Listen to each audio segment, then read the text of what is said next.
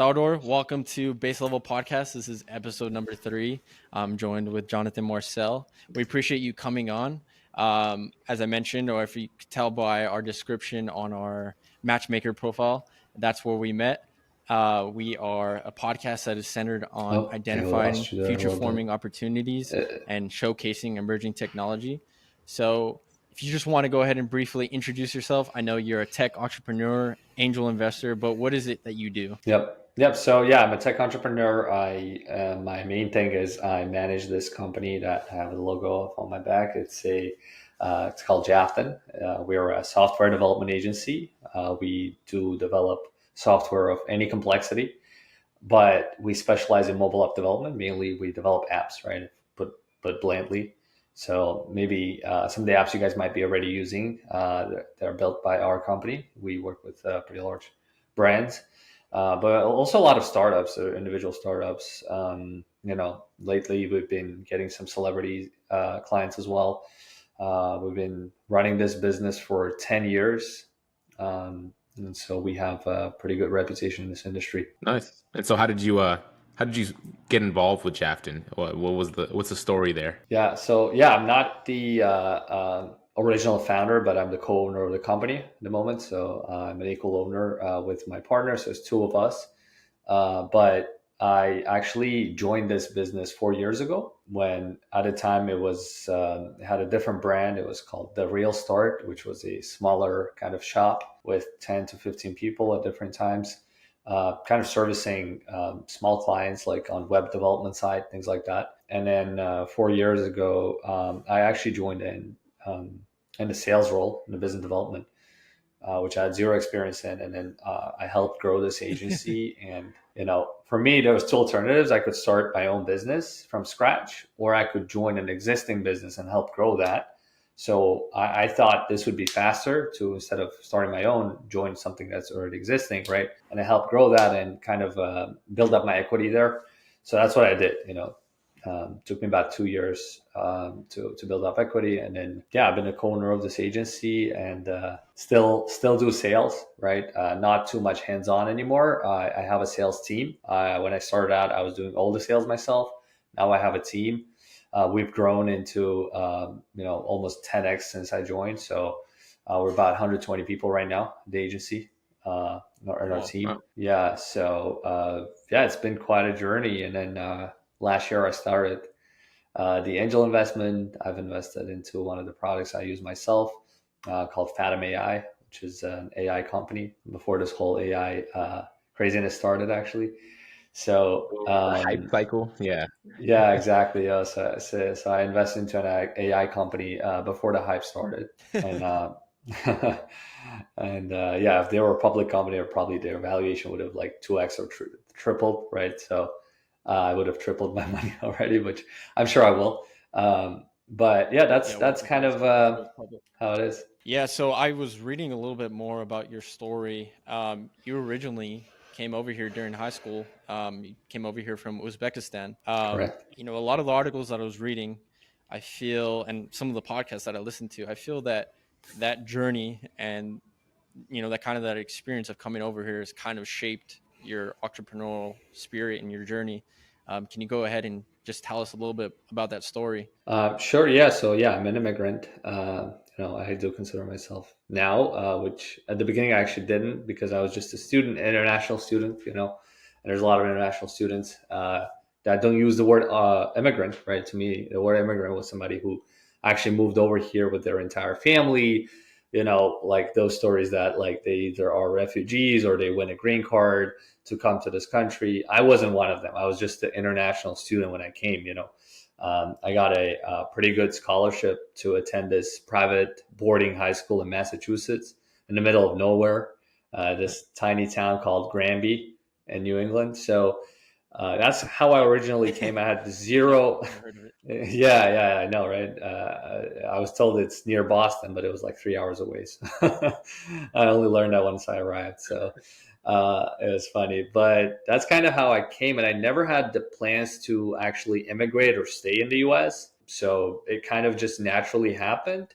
I was planning to graduate from school and then potentially maybe even attend the university somewhere else in a different country, and then obviously come back to my own to come back home, to Uzbekistan, where my parents still live there, and two of my siblings still live there. Only one of my sister, like one of my siblings, my sister lives with me now here in Miami, but that's it, right? So, but it happened because I kind of just got involved in business and made connections here to the point where I almost feel as comfortable in the US as back home, because I pretty much grew up in Uzbekistan until I was 16, and most of my connections are still there.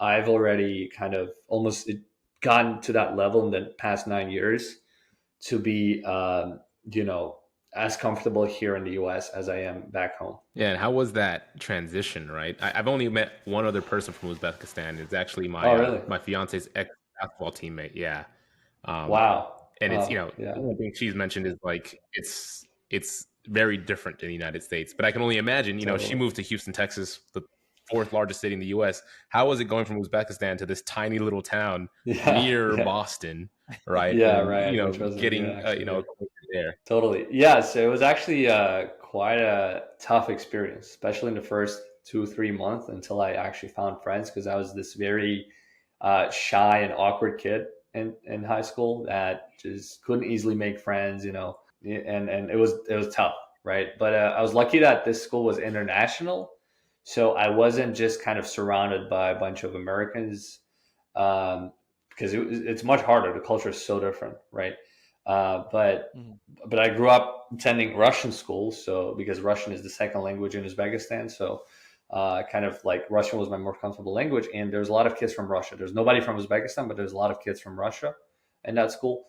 So I kind of just joined that group, and everybody who spoke Russian was in the same group, and we were. It was more comforting once I made those friends, for sure. It's still a challenge to this day. To be fully open, like, I still go to Uzbekistan at least once a year, and whenever I do, I still feel like, hey, this is home more than anywhere else. As much as I try to convince myself that the US is more of a home, it's a home, but it's not as still It's comfortable different, as back right? home. Yeah, yeah, yeah. But the culture is completely different. I mean, it's an open country, but it's still very conservative, right? It has completely different history. We were part of different countries at different points. We were once part of like the Asian Mongol Empire, once a part of Russian Empire. So there's like a lot of influence and a lot of diversity as a result, but still very conservative culture. And until I moved to Florida, I lived always in the liberal states, and it was like Mhm. very very different. But once I moved here to Florida, actually, I realized like a lot of the culture and mentality is more similar in conservative states to my country, to Uzbekistan. So it's fascinating to see like different states being different in this country. But yeah, that's kind of been my Yeah, experience. Yeah, the just political. to tag along to Jonathan's statement about of only meeting one person. I've same here as well. I've only ever met one person. I graduated from UT Austin, and when I went to school there, one of the apartment complexes that I lived at was like an international hub for international students. And one of the people that I used to eat lunch with all the time, she was from Uzbekistan, Oh, and she would nice. always say it's a huge cultural shock coming here. And Yes. one thing that I remember vividly is her saying that there's a huge separation in the social classes in Yeah. Uzbekistan. Oh, yeah. Is that true? Yeah, I would say so. I mean, a majority, unfortunately, is still like, you know, not doing well, like majority of the population. It's a second world country, so it's not terrible. There's a lot of parts of the world that are much worse, but I'd say, yeah, there's a pretty big like class difference, and there's like the elite. But it's still, I mean, it's just like any country where there's capitalism, right? It's just that in the U.S., I'm Yeah, sure there's still a big difference as well, if not bigger than in Uzbekistan. But it's not as noticed, because even if you're in a lower class, you don't struggle with food, things like that, the basic necessities necessarily. Whereas in Uzbekistan, that is a challenge if you're, like, not in the middle class, you're going to struggle with your basic necessities. So, which is the majority of the country. Yeah. Yeah, I think you're right. Anywhere with capitalism, there's always going to be the ultra wealthy, the middle class, the poor, and the Exactly. extremely poor, right? So Yes. I think in the U.S. we get to see the day-to-day mix of the middle class with some of the rich and wealthy, but there's still those extremely poor that struggle, and of course we see those issues are rising all over the country with homelessness and poverty in general. But Yeah. yeah, so I think it's prevalent everywhere. But I think as long as a country keeps trying to move forward and find ways to improve their economy, improve their system, I think it hopefully will one day be solved, right? And Right. that's why we Yeah. have this podcast to identify situations where that can improve the human condition and human life. Yep. Exactly. So Sardo, I guess we can move closer into the kind of breadth of this or the depth of this podcast and this episode. Kind of like what we mentioned, we like finding these opportunities that are what we call future forming. We kind of got that from Lux Capital a little bit. They had this little investor note that they sent out that we thought was fantastic, right? Finding these opportunities that could potentially shape the future. And I know when Christian reached out to you, he immediately sent me the screenshots of you all talking, and it sounds like you're involved in some really cool stuff. I'm also trying to get involved in angel investing and VC, and then you being involved in this app development. What do you think you're doing right now that could be a future shaping opportunity, right? Whether it's Jafton, whether it's some of the companies that you invested in like Fathom AI, what do you Yeah. see as like, okay, this could be potential life changing for a lot of people? Totally. Yeah. I mean, I've been always excited about AI, like back in college even. So that's something that I'm super, excited about even more now than ever. We're working on one product that's going to be in the generative AI space, that is going to potentially cannibalize our own business, because right now we are completely a human relying business, right? Like we rely on humans, and our whole almost entirety of our company value is based on the humans, or human capital. Uh, Whereas with the future, we're seeing that there's going to be less and less human involvement in producing stuff, especially digital stuff, right? We're seeing like AI making art, AI making content, whatnot. So AI is about to, and it's already making in some instances software. So we're working on first a very simple version of it where generative AI is going to actually create a one-page website by you just throwing in a link that describes your project, and just it kind of reads that and generates a website. Something that we're planning to launch later this year. We're working on that right now. So that's something I think is going to be super exciting. On top of that, we're launching a marketplace soon where instead of building custom software, because what we do at Jafton is people come to us when they can't find something off the shelf, they want to build something complex. But a lot of people come with requests. Like we get over 200 requests every month, on app development, but we only take Wow. 3, 4 clients a month, new clients, because our budgets, are 6-figure budgets, right? So, we require, but we've been wanting to launch something that can cater to a wider audience. So we're launching a marketplace where we're going to actually sell some of the apps that are already pre-built. Like it can be anything from a dating app like Tinder, a copy of Tinder, or it could be a social media app and whatnot. So there's going to be different categories, and people can go and purchase that for a fraction of the cost of developing an app from scratch.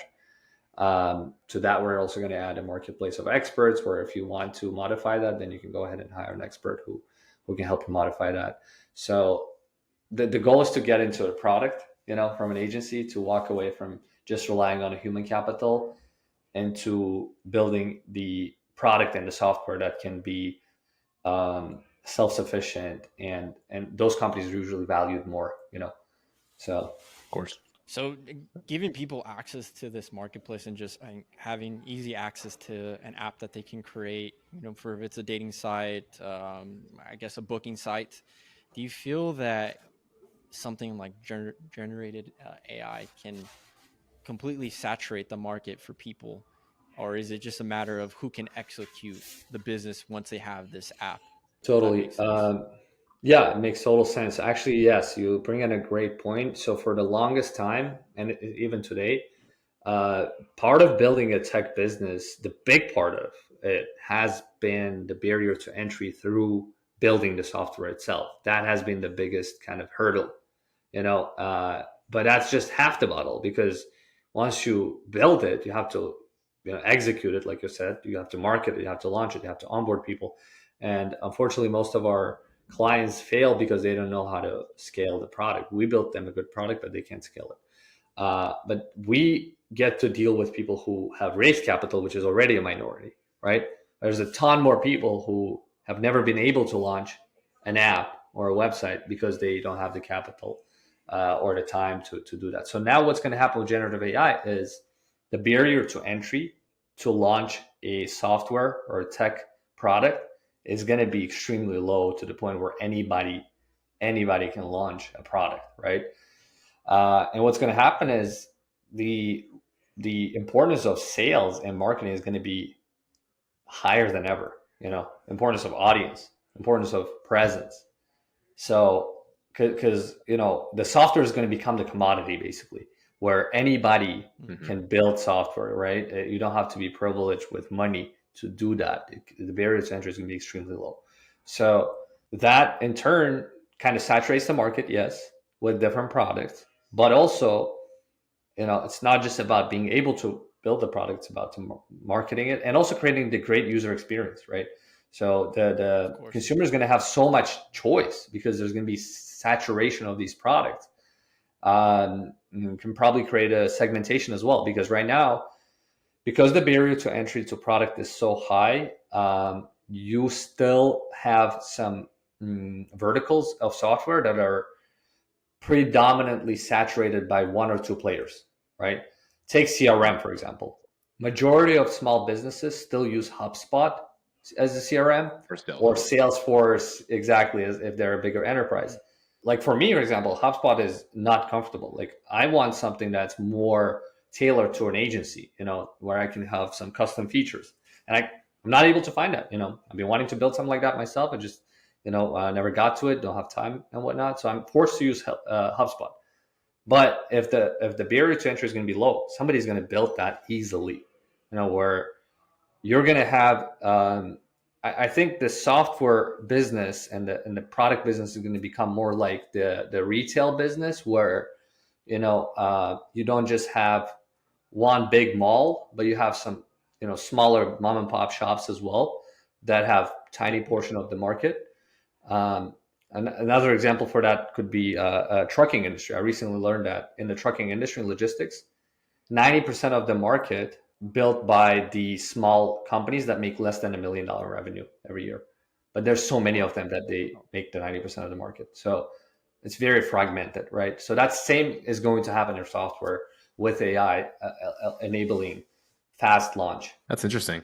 I forget who said this. It might have been the guy from A16Z, but basically how, currently what dominates the tech space are these developers, right? And they're constantly sitting there writing and cleaning up code. But eventually the future will be, people writing a prompt, AI generating something out of that, and then, the engineers or developers revising whatever it generated. That's not only in software development, but that could be in writing, right? It could be a journalist that tells AI what to write, and then he just revises after the fact. So it eliminates, 80 something percent of the work. And we already see people doing that, right? With like a Ghostwriter, with some of these like developer tools. I'm blanking. Sorry. I've traveled all day and I have much brain, but they're just prompting the AI. It helps generate some code and they just clean it up wherever necessary. Yes.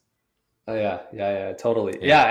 Another thing I was actually mentioning recently at one of these speeches for AI is, I think what AI is going to do is like make people, professionals, senior to themselves.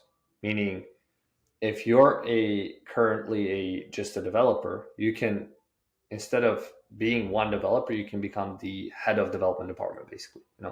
If a company had like 5 developers, now they can have one, and that one person will be just head of the department. And the work is going to be done by AI, for example, right? So now he's the CTO, he's not just a developer, right? And I think the same is going to happen with every industry, where you can scale up, like from your ranking. Yeah, and I was just talking to a lady in the airport. She was a very nice lady, and she actually brought the topic to me about these tech podcasts, and she's learning about AI, and she's like, I don't know where AI is going to go. And right at that moment, I'm like, I feel like it's just going to be a bunch of small assistants, right? If you're in sales, you're going to have this AI that can write up these proposals for you. You revise them, and then you send them out, rather than having a whole team of salespeople that then need to write up one proposal. And so you eliminate all this unnecessary work, and you have all these people that have these assistants basically just helping them improve their work function. But I guess that leads me to the question, right? You mentioned now you have this developer that can become the CTO for a company and just be him or her and the AI. What happens to the rest of the developers? Do you feel like this is going to really hurt the job market, or do you think the barrier to entry is so low to start companies that these developers will still have jobs just in starting their own thing, right? What do you see happening there? Yeah, I think until we achieve sentience, like I think that's the word, right? Where AI can actually be conscious and like really replace a full blown human, so to say. I think everybody's going to have jobs, especially like higher ranking people. There's still, we shouldn't forget, I think everybody's getting a little bit ahead, but there's a huge shortage of labor still, and a lot of like, especially the higher the barrier to entry to that position, the bigger the demand, and the bigger the shortage. So while we still don't have the abundance, of developers, I think everybody's going to have a job. I don't know what's going to happen when AI is going to become conscious, and like then everybody's screwed. But no, I agree. A lot of the people that I spoke to, they're fearful of AI because they have that fear of it replacing them and their job. But the one thing that I always tell them is that no, you can use it as a tool to perform your job. It's gonna we're gonna coexist with this AI. Even for the show, a lot of the editing that we do, we use AI. A lot of the artwork that we use is AI generated. as you It's just should. a matter of understanding how to input the prompts to get that certain function. And the AI is never perfect no matter what AI you're using. So I feel like you're always going to need somebody who understands Totally. that, and it's just a matter of learning it. Totally. Yeah. And, Totally. it's important to realize, and I'm not going to act like I'm an AI expert, right? I'm not even Yeah, of close to it. course. But, a lot of Yeah. these models are they still have the flaws that the people that built them, Hmm. inputted, right? So you're not going to have a perfect AI system yet, right? We don't know. Maybe Yeah. eventually it'll be a thing. But, I am curious because, when we're talking about barrier of entry, Christian and I have tried different podcasts in the past, and the biggest issue we've always hit is it's a lot of work, right? To record, to edit, to generate the graphics. But then that barrier of entry has completely almost been eliminated by the fact that these AIs can help you do a lot of these things on the fly. So I can only imagine, the efficiency that will be gained in all verticals once AI becomes more prominent in the corporate space, which I think it's already happening, right? But Yeah. when we really find those use cases that are high tier and really, really, really valuable, and I think people that are so concerned just have to realize, this is another phrase, and I can't remember who it's from, but you have to live above the API, right? You have to be that high level worker uses AI as a tool rather than being the person that AI is replacing, and you'll remain valuable. Exactly. That's 100% agree with that. So you're working on Jafton. I hope I'm pronouncing that right, by the way. And Yep. you also angel invest on the side. So I'm, from the angel investing perspective, you're probably really excited from this low barrier of entry, because now you're going to have a lot of companies that can pop up that you can possibly invest in that might be profitable and change the world. But my question is, how did you get into angel investing? How did Yeah. that kind of form off of your journey? Totally. Yeah, and it's not like I'm super experienced in angel investing. I started it like October of last year, and it's been like two companies only so far. One is actually in real estate. Funny enough, not in tech at all, because I've been wanting to get into real estate. Yeah, yeah.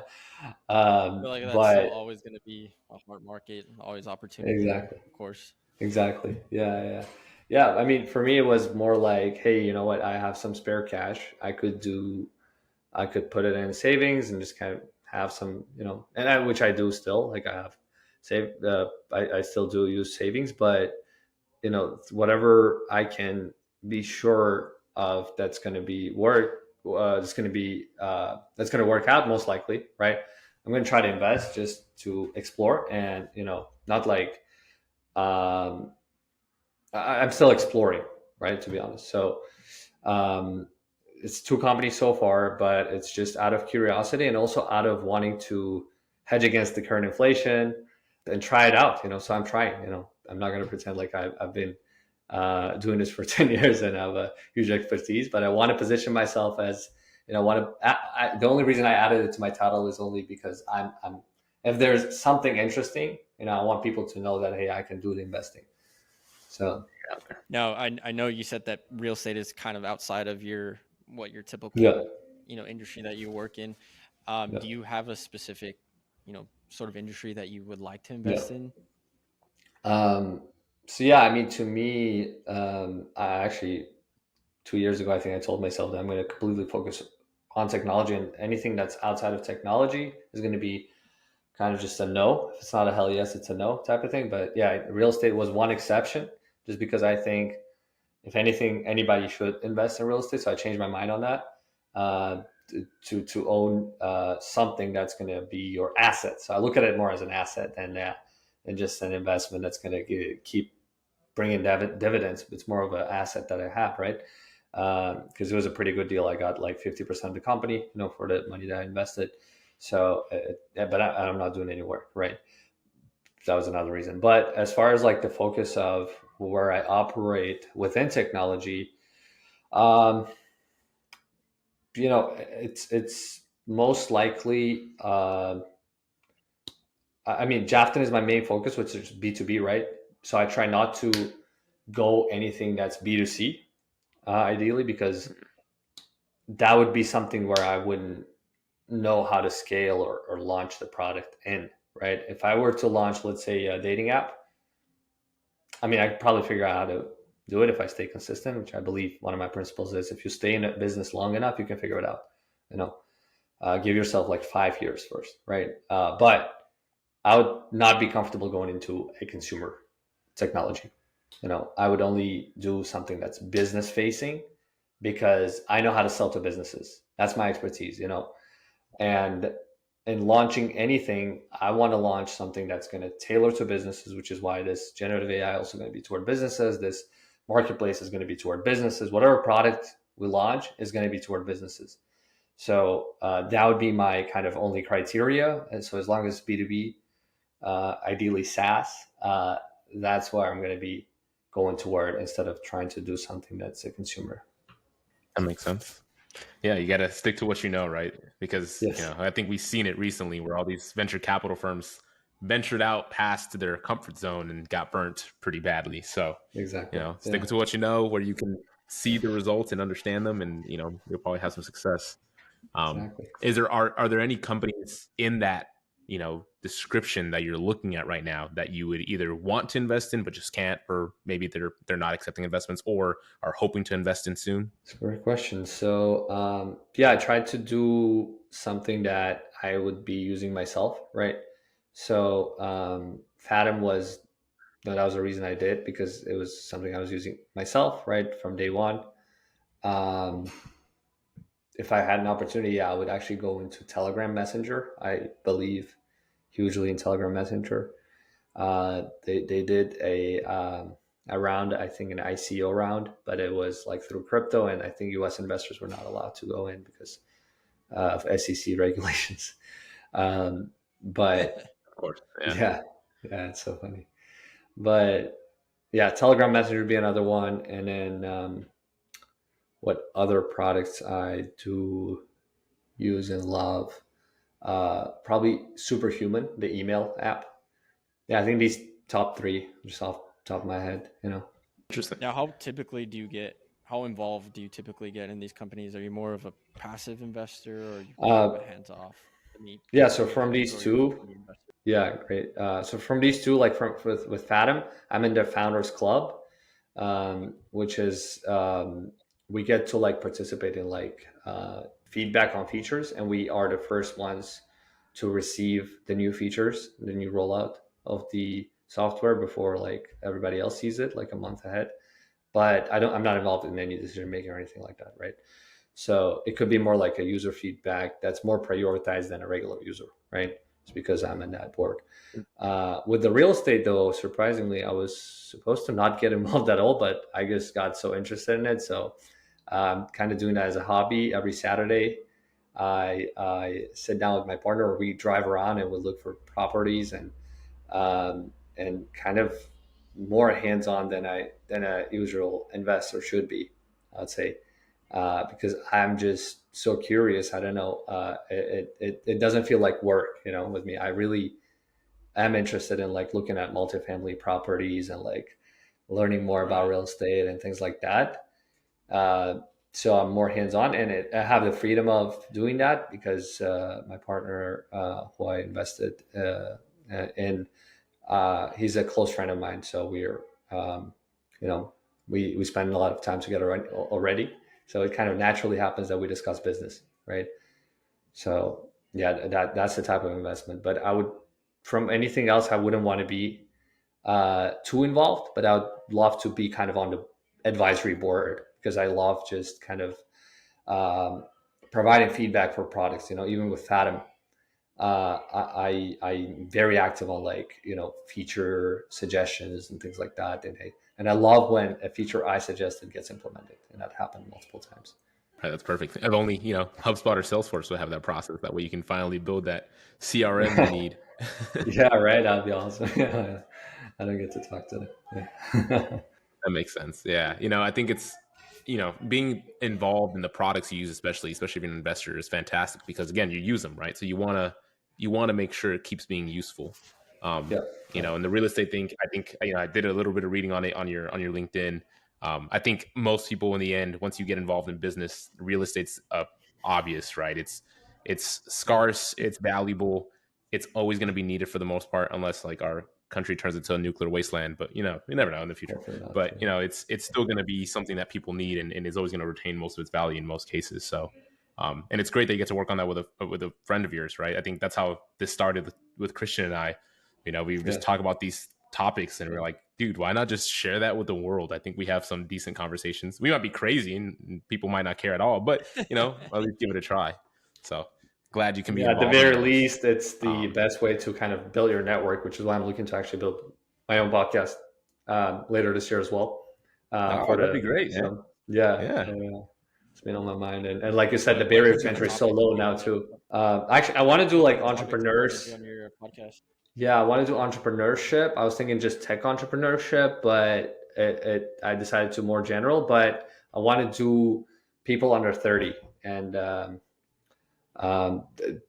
so it's more relatable, to younger audience. Because whenever you listen to these podcasts, most of these dudes are, they're 40, 50 years old, and like it's not relatable. And I'm 25, so I would want to talk to people in their 20s or in their teens even. Like I know some kids that are like 18, 19, they're crushing it in their businesses, making 7 figures. So I'd want to like interview like the younger crowd that's crushing it, and is still not even 30, Yeah, that's always the big thing is, especially with social media, it's always looking at other people and what they're doing. And then that you sort of kind of can get in your own head about what you're doing.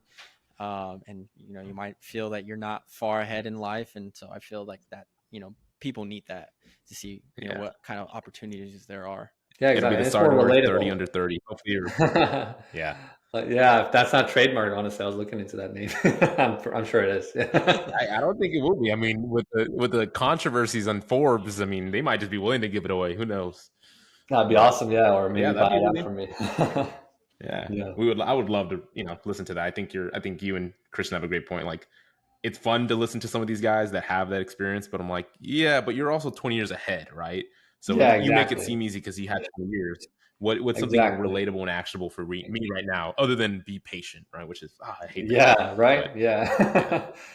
There's something to patience. I mean, it's a good thing, but a lot of people dismiss or misunderstand the patience in a way that they think, I have to be just like 30 years of patience. Yeah, but on day to day, you got to be fast still. You got to try to crush your goals like a year or 3 month mark, or even a daily goals. It should still be there. Exactly. And people take patience for laziness. Yeah, exactly. It's a double-edged sword, I guess. Yeah, exactly. Sorry, you're saying. It's okay. So you mentioned those other two companies, Telegram and Superhuman. So I've heard of Telegram, right? It's like the Yeah. encrypted messaging app. But I have not heard of Superhuman. What is Superhuman, if you don't mind me asking? Yeah, sure. It's probably in like it's considered to be like the number one, I think, most loved email client by these techies, so to say, like on Twitter. It's a super good email client, basically. You can connect your inboxes and helps you sort it out, helps you obviously, they integrated AI recently, so it keeps it clean and super good. So it's an email client that I think everybody should use. It's $30 a month. It's not cheap, but I think it's worth it if you're working and get the amount of emails I get. Especially, it helps you sort through them and like really make sure you don't miss the important emails. Interesting. So it kind of Yeah, filters and the many other emails and many depends other on features who too. is Like emailing you.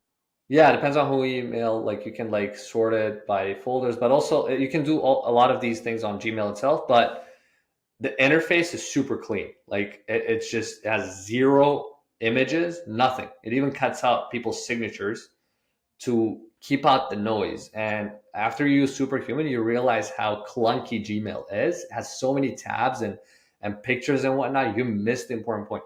Here, it's super clean and minimalist design, like black and white, and all you see is text. And just your inbox is designed in a way to make it look like a to do list. So you have your important Oh, tab, yeah, and then you hit. It's all keyboard based, by the way, so you don't need to use your mouth. So it's super fast, and use your keyboard shortcuts, and they onboard you whenever you sign up. They onboard you on a video call, and they make sure you learn how to use Superhuman the best way. So there's a concierge service. They call their team Delight, which you can call them anytime, and they will like instruct you how to best use Superhuman. And once you learn that, it has amazing features, um, and just makes it more efficient. Sometimes like you miss an important email that's like super crucial, and you lose a deal. So I think investing into like clean inbox is super important because of that. Because there's so much noise, and it filters out the spam and whatnot right away too. I agree. I use Outlook a lot for work, and sometimes for whatever reason, it'll automatically delete the message it'll go into my outbox, or it'll go into my deleted messages, and I didn't Yeah, even delete it. But yeah, Outlook can get extremely crowded if you don't set yes, it up, and sometimes it automatically changes its settings and gets really confusing. yeah, yeah. We exactly. use This Gmail, and is you're right. It's like super clunky. yeah, You try to set up the labels and all that, and even then, it's just not. I don't know. I exactly. miss emails all the time because of it. And even now that I get more spam, like I wish there was a better way to filter them out. Which, yeah, I think it's Yeah, a common Superhuman is problem. totally worth it. Like even if it's $30 a month, it's totally worth it. Like for those who's listening, like maybe just cancel your Netflix subscription and Disney Plus and get a Superhuman. It'll be more efficient. Yeah, I feel So like my email gets bombarded with a bunch of spam, or those emails of when I go and out and I shop and I get asked what my email is so I can get a discount, and then I yeah, just forget. So I have to go and download an app that automatically unsubscribes for those. But I have 1,000 yeah. promotion emails in my inbox, and Yeah, before it I know has it, I that can't button even for read it. unsubscribe as well. First of all, it puts the promotional email as a separate inbox right away. But even if it's something gets through your inbox, you can hit Command U, and it will either unsubscribe or block that email sender right away. So Hmm. once you use it a little bit, it pays off within time, and your inbox is super clean. Um, and they actually incentivize you to get to inbox zero every day, which I still don't get to that, but it makes it so much faster to sort through emails. And um, How do they incentivize you? like not incentivize, that was I guess the wrong word, but like it's the user experience design is kind of rewarding. It gives you that beautiful image on your inbox, just kind of clean image, and no emails once you Oh, so like hit a self inbox zero. gratification kind of Yeah, thing. gratification, I guess, signals, and it shows like you're on a 1 week streak, you're on a 2 week streak, like, of inbox Wow. zero. So they They have these gamified like it a little bit. gamified, yeah, exactly. So that really, it's crazy how some of these gamifications, I notice in these apps, they don't have to be monetary and they still motivate you. I noticed that with the other app, Mint. If you guys use the budget app, Mint, it Yep. Hmm. Yep. it has that Yep. piggy bank, with the points, and weirdly, that's been kind of like giving me the dopamine to want to go back to the app and check my budget, which it's fascinating how, like, you don't need to receive Yeah. cash back necessarily or anything monetary. Just the symbolic piggy bank that gives you 40 points each month, up to 40 points, and then I just kind of like compete with myself every month, like trying to get more of these points. It's funny, I know. Yeah, it's like recently I've heard a couple different tricks. I have ADHD, and so like I get really distracted very easily, especially when I'm trying to do some deep work. And there's two methods that I've heard are really beneficial. One is very simple. You don't have to buy an app. You just start a timer on your phone, like Mm, a stopwatch, right? So it's counting, and then you only stop it once you like get distracted, right? mm. But then in your head, you're trying to reach the next, like that high score. Like, oh, last time it took me 25 minutes to get distracted. This time I'm going for 30, right? So Ah, you stay focused, and you keep trying to beat that score. And so it helps yeah. you stay focused on that end.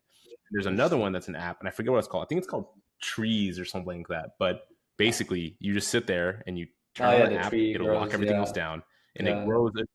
Yeah, a tree grows, and you're trying to grow the biggest tree, and it's like such a stupid thing, but it works so well because it like brings that like competition within yourself to want to do better, and gratify that urge. So Exactly. yeah, Yeah, yeah. so I I can think I've see been how using that browser extension since high school, and at one point I stopped. But it's all psychology. Yeah, it's all psychology, simple it is. psychology that just kind of Yeah, I works. feel Yeah. like that timer strategy might kind of be anxiety inducing for some people. Maybe, I don't know. It works for me. 10 minutes is the furthest I can go right now, but we'll get to 11 someday. Yeah. Yeah. Have you guys noticed that how you sometimes get into the flow of work and then it's just easy not to be distracted? Because I have ADD as well, but sometimes, like last night, I got into a flow and then I was like late in the office, like 7 p.m. My girlfriend's calling me and I'm like, no, I can't leave right now. I'm in the flow right now. I was actually sorting through my email and responding to emails on Superhuman, but I was in the flow and it was so easy to be focused at that point, because once you catch it, I think you have to do it like, yeah, I don't know, 10-minute nonstop, and then sometimes you catch that flow. There's this book I never finished reading called Deep Work, which kind of explains how to get into that flow. I have You no never idea got how. into the flow to finish the book. No, Yeah, never got no. to the flow of the book. I never got to the flow of the book. Yeah, to get to the understanding the flow. Yeah. That's a real thing. The deep work is a real thing. I was listening to Lex Friedman's one day in his life thing video. I think he made 2 3 years ago, and he talks about how he does like two separate sessions of deep work every day, up to 4 hours each, and then he turns off everything at that time. Just no distractions, nothing. Does that twice a day, and then he doesn't work anymore. Um, and there's Yeah, some other Lex crazy shit Friedman's that he a does. different beast. Yeah, he's a Yeah, he's beast. a Like I yeah. literally, I was watching that video and I was like, how do you get to do all of this in one day? Like he does like mantras, like he does like a run and then a yoga and whatnot, like everything on that. Like really, like dude, that's insane. You still get like 8 hours of work His every day. Yeah, he podcast is must have his insane. He'll have like, routine nailed down and yeah, his, I wouldn't say time management down, but his decision and Discipline. prioritization. Yeah, Yeah, his discipline down. exactly. get on his podcast is insane. Like he's gonna have Robert Kennedy on there pretty soon. He had Yeah, Elon Musk. Like yeah. Elon this Musk. is an You impressive dude, know, right? exactly. And I don't know about now, but 3 years ago, he was still editing his videos himself and posting on social media himself. Like I thought these kind of people of this caliber, they have like teams, professional teams of like editors and whatnot.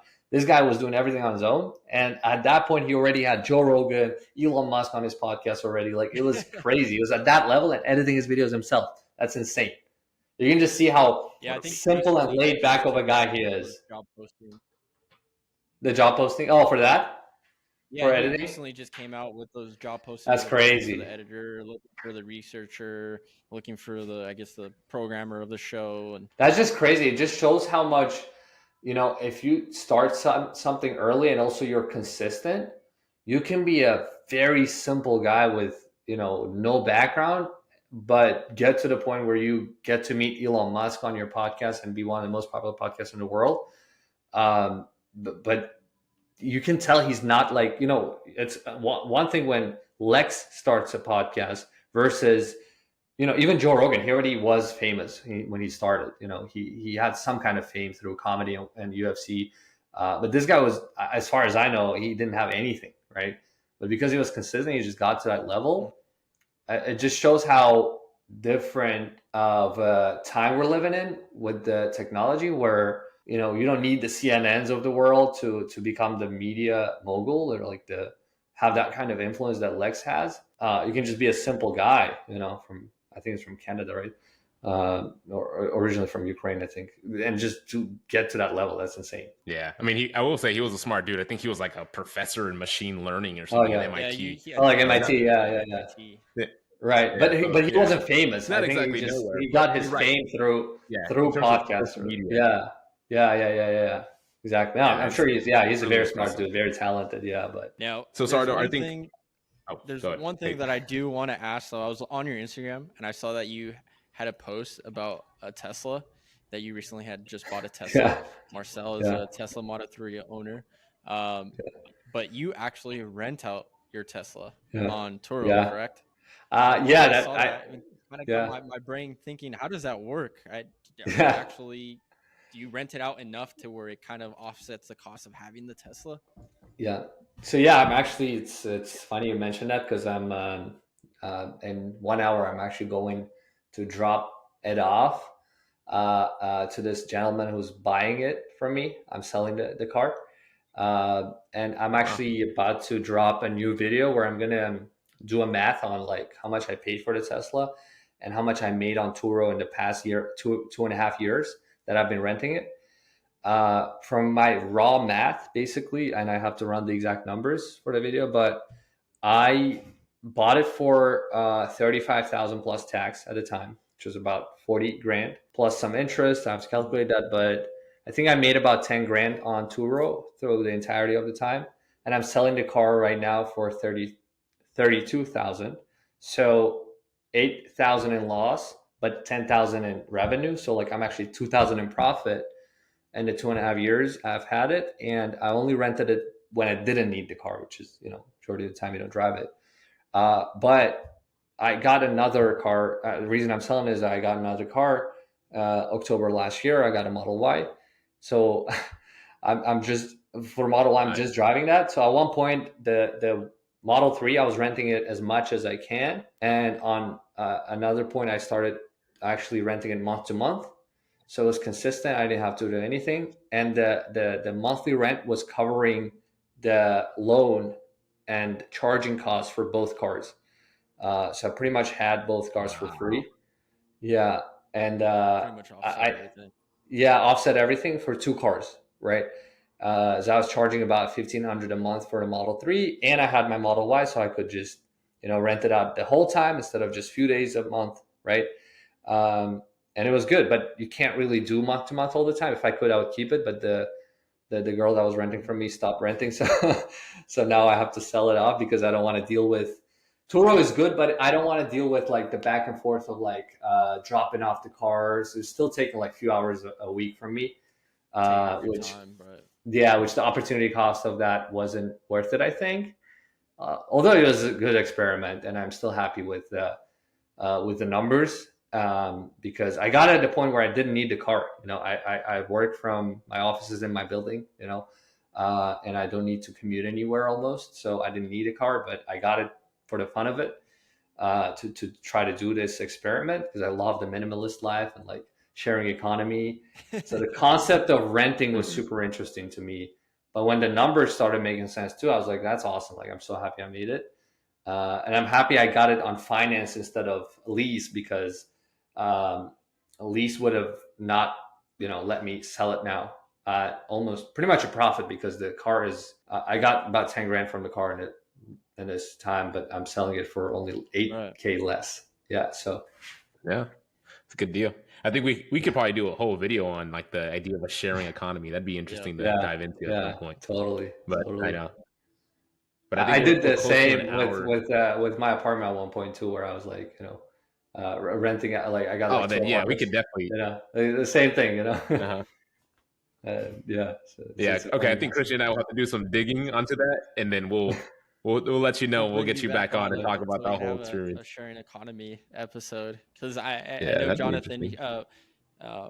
Megan introduced me to the sharing economy of, just hitching a ride to drive to Houston, and you could just share a ride with someone and then set up your feature of, I don't want to talk on this ride. I just want to just sit and I'll just pay you money and just drive over there.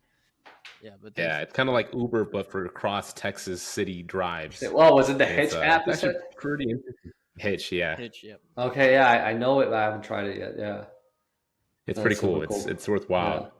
But yeah, there's a whole like industry developing around the sharing economy, right? The sharing of cars, living spaces, yards. There's pools. Yeah, so I'd be curious. I want to do some digging into that and see. That's the future, especially with the new generation. I think the Gen Z is more open towards sharing than owning, with all the climate change concerns as well and whatnot. And actually, it's interesting how it took so long for Hitch. Exactly, and it doesn't make sense sometimes, but sharing makes sense. We actually built one app for one of our clients where it's like Airbnb of stuff, where you can rent anything on this app, like your personal belongings, like it could be a laptop, a camera, a table, on a daily basis to people in your area. The app kind of is the middleman for that. So it only makes sense to do that, because it's peer-to-peer. The internet allows that. That was the whole philosophy of the internet in the first place. And with Hitch too, like, it's surprising how it took so long for Hitch to arrive in the US, because in Europe, there's this analog of this startup called BlaBlaCar, which is extremely successful. And it's a thing in Europe that you can go cross country from France to Germany for like $5. On this you cut out BlaBlaCar. Yeah, I can hear you now. You cut out there briefly. Yeah, I'm saying, like, in Europe, there's BlaBlaCar, which allows you to, go from country to country on somebody's car, if they're already driving there, and it's a super popular thing. And in the US, we're just kind of lagging on that a little bit and just getting there. Yeah, I think we're always lagging in some sense, right? Like, there's always these things I hear that are already very popular in Europe, and then we're just picking it up here in the States because of regulation. Or exactly. Right. I think we're getting close to an hour. So I guess the last question I have, Sardor, is you mentioned your marketplace, that generative AI that you're all coming out that will help build websites. When can people expect this? And I know this might be information that you want to keep somewhat private for competitors, but when can people be on the lookout for using this? Yeah, totally. Yeah, it's none of this is secret. We don't know the date, to be honest. For the generative AI, we're going to be putting up our landing page this week, actually, for early sign up. So if you go to landoai.com, it's LANDOAI.com. By the time this episode comes out, I'm sure we're going to have the landing page back up. It's almost launched, and you can sign up for a wait list. And I'm hoping to launch it by September for the landing page generator. And the marketplace, it's not announced yet, but it's going to be also hoping to do this by the end of summer. Nice. So you heard it here. If you're trying to start a business and don't know how to code and need a way to build a website or a landing page and need to buy an app, you know where to go. Yeah, absolutely. Well, Sardor, thank you for coming on. We really appreciate it. How can people find you? How can they connect with you? Sure. Yeah, the best way is on Instagram. You can find me by my last name, Akhmedov, and then the letter .co. So it's AKHMEDOV.co, Akhmedov.co. That's my username on Instagram, or LinkedIn. Just search for my first and last name, Sardor Akhmedov, and then probably will be on the top 3 search results there, and you can find me there. So yeah, thank you guys for having me on. Thank you. Of course.